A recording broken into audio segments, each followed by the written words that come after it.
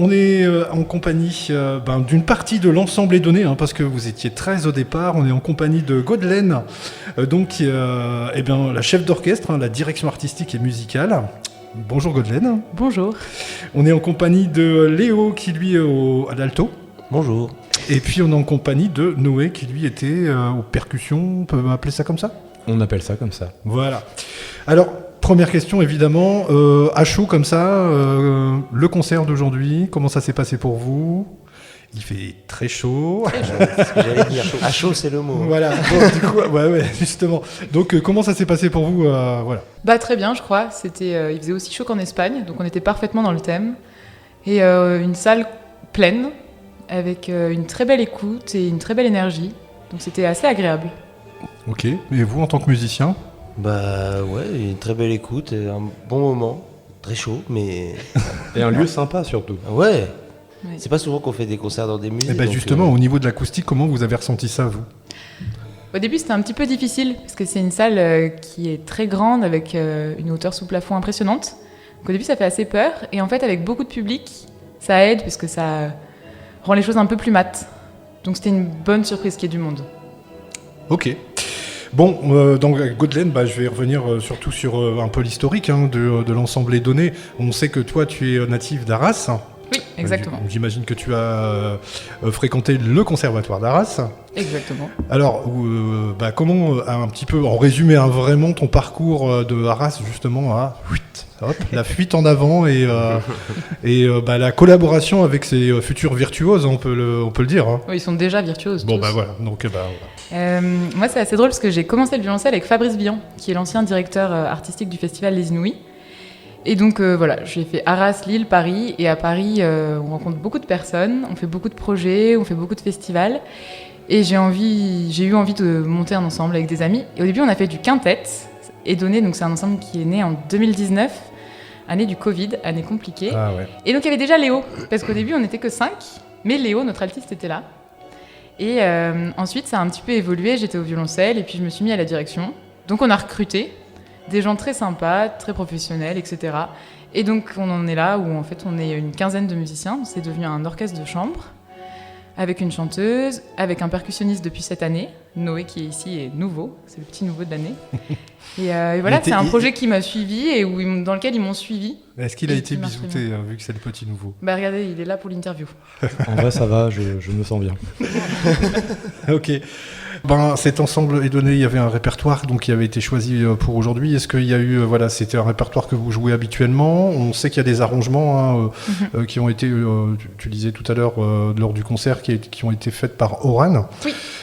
Donc tu peux nous en parler un peu, comment on s'est préparé tout ça ? Oui, bien sûr. En fait, on a un effectif qui est assez atypique, parce qu'il n'y a pas forcément de pièces exactement pour notre effectif. Donc un quintet à cordes, un quintet à vent, percussion et pour certaines pièces chanteuses.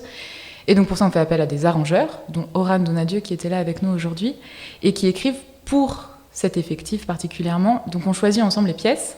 Moi, je leur dis, voilà, on va faire un programme espagnol, on prend telle pièce, telle pièce, telle pièce. Est-ce que c'est envisageable ? Est-ce qu'on peut l'arranger pour telle personne ? Souvent, ils disent oui, parce que c'est un challenge. Et c'est aussi l'avantage, c'est que c'est des pièces qui sont écrites pour nous, où il y a en fait des solos pour chaque instrument. Et comme chaque instrument est soliste, ils ont une responsabilité très importante. En fait, on va se retrouver avec un solo de contrebasse, puis après un solo de hautbois, un solo d'alto, des choses qu'on entend moins à l'orchestre, où là, chacun a vraiment une partie extrêmement importante et mis en valeur. C'est l'avantage des arrangements. Je m'adresse aux musiciens en particulier. Voilà, on évoquait tout à l'heure la chaleur. Les instruments, comment ça se passe ? Parce que du coup, avec la température qui change et qui monte, à un moment donné, est-ce que ça se désaccorde ? Comment on gère tout ça ? Et puis, quand il fait chaud, évidemment, on sue, forcément. Donc les doigts, peut-être, ça glisse un peu. Voilà. On va commencer par Léo, son ressenti en tant qu'altiste. Vous avez un peu tout dit. C'est vrai que déjà... Il faut se raccorder souvent, c'est pour ça qu'au concert, là, il a fallu qu'on se raccorde souvent. Il y a l'acoustique de la salle aussi qui joue, beaucoup de reverb, donc c'est plus dur pour la justesse et le son, tout ça. Et la suite, on sue beaucoup, du coup c'est un peu inconfortable, mais bon, moi je préfère qu'il fasse trop chaud que trop froid, de toute façon. C'est quand même plus sympa. Moi c'est l'inverse. Alors, du coup, Noé, toi, au niveau des percussions, tu avais une caisse claire, il y a la peau, forcément, est-ce que ça bouge ? Et puis les castagnettes, j'imagine que ça bouge pas trop. Non, ça bouge pas trop. En fait, Et le triangle, ça bouge pas encore moins. Ça bouge encore moins. Non, après, moi, j'aimerais bien dire quand même que je suis le plus loin, je crois, dans l'ensemble, par rapport à la chef aussi. Et du coup, parfois, c'est hyper compliqué, notamment dans une salle comme ça, avec beaucoup de reverb, de jouer avec les gens. Et du coup, heureusement qu'il y a une chef, parce que sans chef, du coup, ce serait complètement le bazar. Et après, pour en revenir à la peau de caisse claire, là, c'est du plastique, donc en général, ça ne bouge pas. Et pareil, le tambourin, j'avais un tambourin, c'est du plastique aussi, parce qu'on ne peut pas l'emmener quand il fait trop froid ou trop chaud, tout simplement. Voilà. Donc on s'adapte. Eh ben, on va revenir sur vos parcours à tous les deux. On va redonner la main à Léo. Donc, toi, tu viens de où exactement? Et puis, parce que, comment t'es arrivé dans cet ensemble et donné, on va dire. Et puis, ton parcours au sein. Je donne la vraie raison. La vraie... Allez, il faut y aller. On va donner la vérité. Alors, je vais commencer par le début. Moi, je viens d'Amiens, pas très loin d'ici, du coup. J'ai fait ma scolarité au conservatoire normalement. Après, je suis parti à Paris pour rencontrer d'autres professeurs et progresser pour préparer les concours d'école supérieure. Maintenant, je suis à la Haute École de musique de Genève, où je viens d'obtenir mon bachelor. Et je suis arrivé... Félicitations. Merci. Et je suis arrivé dans cet ensemble, c'est un peu rigolo, parce que je ne les connaissais pas, ni d'Ève ni d'Adam. Et j'étais tranquillement en terrasse dans un bar après un concert, quand tout d'un coup, Alice et Claire, les deux violonistes, viennent me voir et me proposent de répéter la semaine d'après pour un quatuor avec chanteuse. Et... On a eu une date de concert avant d'avoir constitué l'ensemble. Ah oui. Voilà. C'était un petit peu ambitieux. Ah oui, c'était vraiment une deadline en fait. Donc, là. J'ai dit oui, j'ai bien fait, visiblement, vu qu'on en est là. Donc voilà. Voilà, bon, demandez à Noé alors, puisque c'est le petit nouveau. Exactement, je suis le dernier. Alors moi déjà, comment j'ai été contacté, c'est très drôle aussi, c'était un message vocal sur Messenger de 2 minutes 30, 3 minutes, de Godelaine, ici présente. Je ne l'ai jamais vue, je la connaissais pas, donc c'était assez singulier comme approche. Mais voilà, il y avait pas mal de personnes, de musiciens que je connaissais déjà, donc j'ai accepté, et ça s'est très bien passé. Et toi, tu viens de où alors? Alors moi, je suis originaire d'Orléans. Ouais. Et pour résumer très vite fait mon parcours, je suis allé à Paris aussi, j'étais à Strasbourg et maintenant j'habite à Nice parce que du coup je suis à l'orchestre de Philharmonique de Monte-Carlo. D'accord. Et voilà. Mais du coup je viens avec grand plaisir ici jouer avec les amis. Les autres musiciens, ils sont pas là, mais Godelaine, comment tu les as dénichés parce que là, il y a des Parce que messages là, c'est un sur petit peu Messenger, atypique, mais les autres, je les connaissais. Ah, d'accord. En ok. fait, j'ai pas fait ça avec tout le monde. En fait, à l'origine, je connaissais très bien les violonistes quand on a commencé en quintette et la chanteuse. Et quand on a élargi l'effectif, en fait, on a fait quelque chose d'assez drôle aussi, c'est que j'étais au restaurant avec justement les deux violonistes et qu'il fallait trouver un flûtiste, une clarinettiste, un oboïste, etc. Et donc on s'est dit, on pense toutes les trois à un prénom, on compte jusqu'à 3 et on se dit le prénom de la personne. Et on voit si on est d'accord. Et pour les 2/3 des personnes, on était d'accord. Parce qu'Edonné, c'est aussi un ensemble, on fait des concerts certes, mais on est aussi en résidence ensemble, on passe aussi beaucoup de soirées ensemble, beaucoup de temps ensemble. Donc humainement, il faut que ça matche. Et donc Noé comme Léo, effectivement, c'est un peu atypique, mais c'est des gens qu'on nous avait recommandés. On nous a dit, typiquement, telle personne, je pense qu'avec vous, avec votre état d'esprit, avec ce que vous faites musicalement, ça va marcher. Mais les autres, je les connaissais. J'appelle pas les gens comme ça dans la rue tout le temps. Je vous rassure. D'accord. Et du coup, elle n'est pas là pour en parler, mais la mezzo-soprano, quand il fait chaud aussi, au niveau de la voix, ça se passe comment? Parce que c'est vrai qu'on n'en parle jamais. Est-ce qu'il y a vraiment un travail derrière, selon les températures, selon le climat, selon... Les chanteurs préfèrent qu'il fasse trop chaud que trop froid. Ouais. Et elle l'a assez bien vécu. Ce qui est difficile, c'est que c'est un investissement physique. Et qu'en fait, quand il fait très chaud, en fait, l'énergie qu'on donne, forcément, on est vidé de cette énergie plus vite. Mais pour en avoir parlé avec elle juste après, elle l'a plutôt bien vécu. Savoir comment elle s'est préparée avant exactement, ça, je sais pas. Ok, bon, mystère. Mais en tout cas, c'était chouette. Hein. Mais elle est professionnelle, c'est pour ça. Elle en parle pas, ça ne se voit pas. Et puis, la thématique du concert que vous avez donné, donc, est donnée, divinité du plaisir, du partage. C'est un choix spécifique ou Le nom de l'ensemble ? Ouais. Oui, en fait, c'était... je trouvais que ça nous représentait pas mal. C'est toujours difficile de choisir un nom d'ensemble parce que c'est quelque chose qu'on choisit au début et qui reste. Et en plus, il y a beaucoup d'ensembles qui existent déjà, qui ont pris d'autres noms. Et c'est vrai que Edonné, déjà, je trouvais que ça sonnait bien. Et je trouvais qu'on pouvait faire beaucoup de jeux de mots avec. On peut dire Edonnez-nous un concert, Edonnez-nous rendez-vous. On peut faire beaucoup de choses. Et puis, en fait, ça nous qualifie plutôt bien. Parce qu'on est effectivement, j'espère, très heureux de se retrouver et très heureux de partager cette musique entre nous et avec le public. Avant de terminer, de vous laisser partir, parce que j'imagine que vous allez repartir dans vos fiefs. Il va falloir un moment. Malheureusement. Vous avez des petites actus là, en ce moment, chacun, pour l'ensemble est donné. Est-ce qu'il va donner un concert bientôt? L'ensemble est donné. Joue à Villeneuve d'Ascq dimanche prochain à 16h pour les journées du patrimoine. Donc ce sera le dimanche 16. 17. Ouais, on 17, joue le dimanche 17 à 17. 16h dans l'église du Sacré-Cœur du Sars. Ouais. À Villeneuve d'Ascq dans le cadre du festival Quatuor en Liberté. Et donc c'est un autre programme, on n'a pas Noé, parce qu'il n'y avait pas encore Noé à l'époque, mais c'est le programme de musique française qui s'appelle Voyage français, avec justement un compositeur qui s'appelle Français, on joue un dictueur de Jean Français, les Nuits d'été de Berlioz, et d'autres petites surprises moins connues, comme du Roussel, Barbara, Lily Boulanger, et avec notre autre mezzo-soprano. C'est l'occasion de découvrir une autre voix avec Edonné.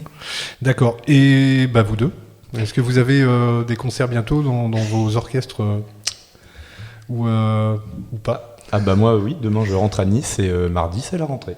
Voilà. Avec un petit enregistrement, puis après la saison commence et dure jusque début août. Ok. Chargé. Moi, Alors, j'ai pas grand-chose tout de suite, mais Ok. donné quoi. Ouais, c'est bien. Alors, pour terminer la petite question bonus, vous écoutez quoi en ce moment? Quel est votre coup de cœur à chacun? Alors moi je La suis grosse fan. claque, la grosse claque. Moi, je crois que je suis trop fatiguée pour écouter de la musique en ce moment. Ah, bon. Je vous laisse la parole. Alors Noé apparemment est... Alors moi je déteste écouter de la musique classique. Ah ouais? Ouais. Ouais. Je regarde les vidéos, parce que pour moi l'image est très importante. Mais sinon, j'adore le reggaeton. Et Ah. une artiste à vous suggérer, c'est Rosalia. Rosalie. Ah oui, mais nous on en passe sur VFM en plus, je crois. Et voilà. Ah, voilà. Léo? Mais moi, à la différence de lui, en ce moment, j'écoute beaucoup de classiques. Donc du coup, j'ai pas vraiment. T'as un compositeur préféré en ce moment? Ouais, c'est pas en ce moment. Hein. Tout le temps. Un des préférés, c'est Strauss. Hein. Et Ah, écoutez, on s'amuse bien. Ok. Et toi, Godelaine? Moi, j'écoute pas trop de musique quand on en joue beaucoup. Et j'écoute un peu de tout, dont...